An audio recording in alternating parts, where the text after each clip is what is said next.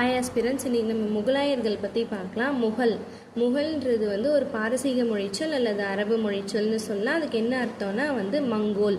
பாபரோட அப்பா துருக்கியை சேர்ந்தவர், தைமூர் வம்சாவழி. அவங்க அம்மா மங்கோலியர்கள், செங்கிஸ்கான் வம்சாவழி.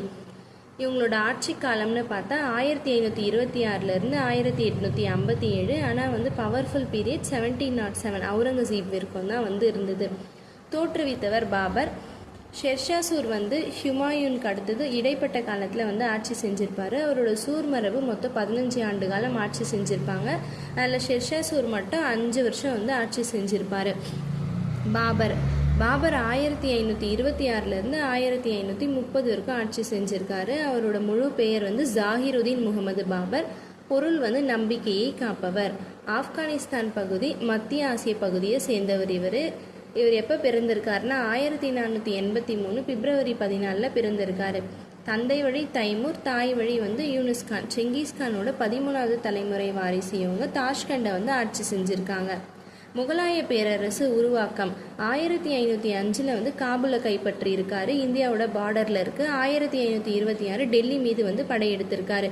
யார் உதவி செஞ்சதுன்னா தௌலத் கான் லோடியோட மகன் திலாவர் கானும் டெல்லி சுல்தானோட மாமனாரான ஆலம் கானும் உதவி செஞ்சுருக்காங்க.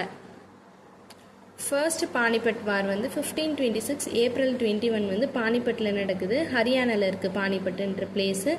எதனால் இவர் அதில் ஜெயிக்கிறாருன்னா பீரங்கி படையை வச்சுட்டு இருந்திருக்காரு, துப்பாக்கியெல்லாம் வச்சுருந்துருக்காரு.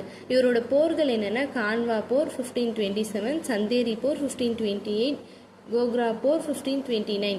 சுயசரிதை துசுக்-இ பாபரின்றது தான் அவரோட சுயசரிதை. அதில் ஹிந்துஸ்தான் பற்றிய கருத்துக்கள், விலங்குகள், செடிகள், மரங்கள், மலர்கள், கனிகள் எல்லாமே அந்த புக்கில் அவர் எழுதியிருப்பார்.